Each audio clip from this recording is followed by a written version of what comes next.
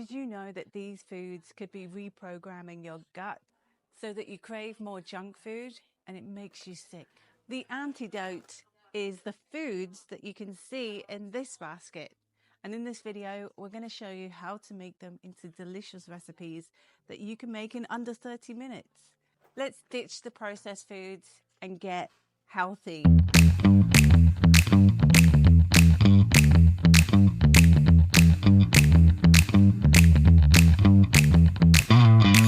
Welcome back to my kitchen for our series of going from ultra processed to pure. So let's start with a little game.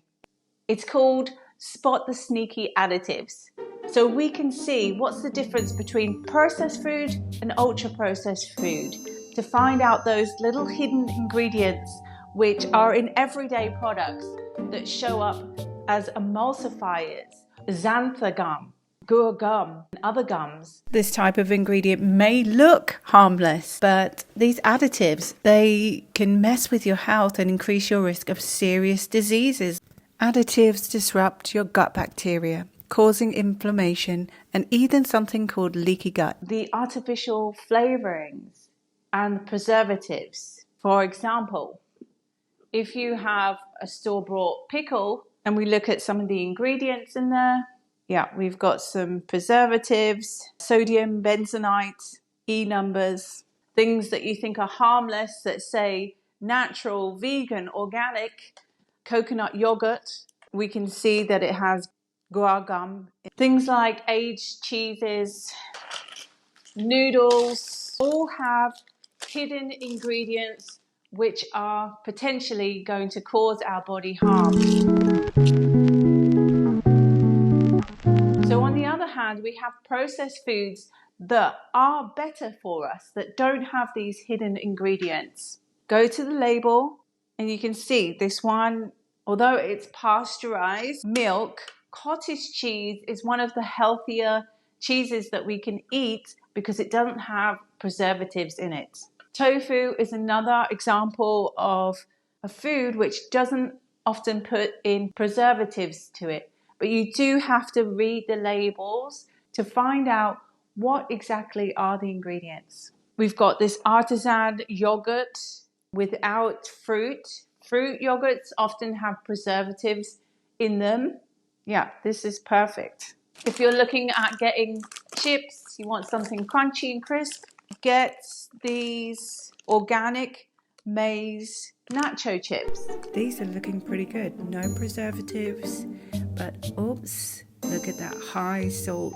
We'd have to find a low salt cheese to go on that as a topping to avoid that creeping up to a high salt content meal. You can also look for these traffic light system to tell you the nutritional score. Watch this video until the end. I'm going to show you a smart and quick guide to healthier choices. But for now, let's get cooking. So breakfast can often be an issue when it comes to convenience and picking up something on the go. So I'm going to show you this breakfast bake that you can literally either create the night before or just take a couple of minutes to prep. You're going to see how easy it comes together, and you can just put that in the oven, and then by the time you've showered, changed or whatever, you come downstairs and you've got this delicious bake to eat. So here's how we make it.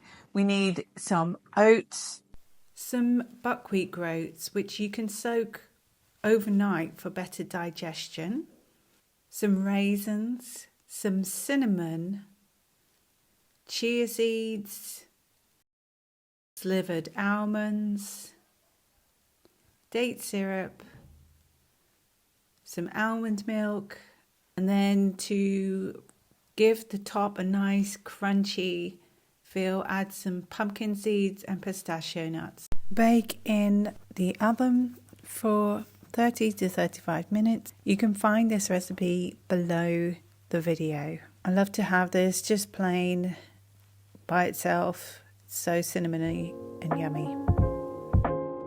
Our next recipe is a spicy cornflake snack. So get ready for something crunchy and delicious.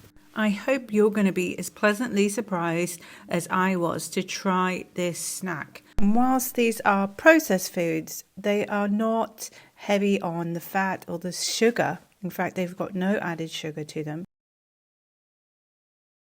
So they make this quite a very healthy snack to eat, which is low calorie. But we've got this amazing snack that's spicy and yummy. And to be honest, once I started eating them, I found they're full of flavor.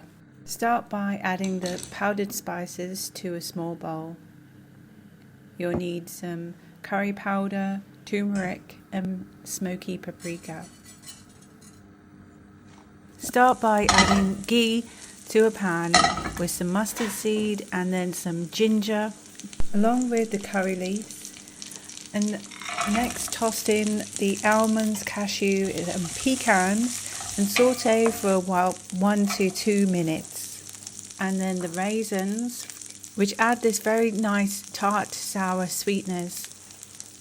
Toss them for about 2 to 3 minutes. Add in some salt and some pepper.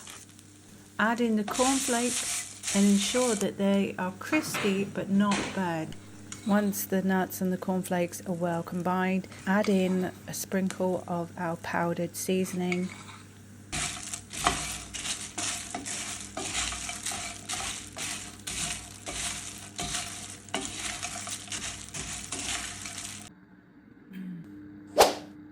And then serve them into a bowl.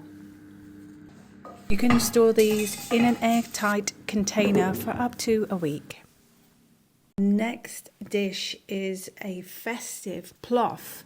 It's a traditional recipe that comes from Central Asia and one of our family favorites. Start by cutting the carrots into slices that are like thin French fries. I like to slice off a small part from the side, turn it on its side, and then cut it like this. And in a heavy bottomed pan, melt some ghee along with some cumin seeds, cardamom, and allow them to warm for a while. Add the chopped leek and allow it to brown a little before adding the next layer, which is the carrots and raisins. Once the carrots have simmered down, add in the chickpeas, and then the last layer is the rice along with some saffron, and allow that to then steam on a low flame. And then fluff up the rice with a fork and serve.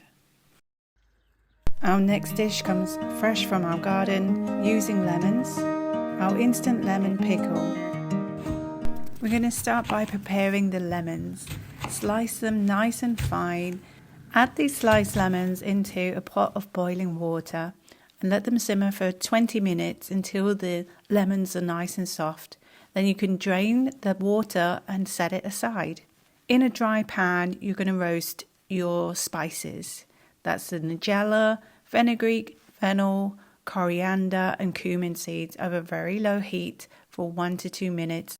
Add in turmeric and smoked paprika to your spice and place it on top of the lemons along with salt and sugar. And then you're going to pulse that until it's blended up fairly smooth. Our next recipe is all about creating delicious flavors with pumpkin and some cinnamon, with a yellow lentil and tomato gravy. This spicy going pumpkin curry has all of the seasonal flavors that are warming and grounding and nourishing. Start off by placing the yellow lentils in 4 cups of water and bring those to a boil and then a simmer for 20 minutes whilst you prepare the vegetables by slicing the skin off the pumpkin and dicing it up nicely into bite-sized pieces. Create the vindaloo spice paste by adding cumin, black pepper, mustard seeds, fenugreek, cloves, cardamom, and a cinnamon stick. Toast them gently and then grind them till they release their aromatic flavors.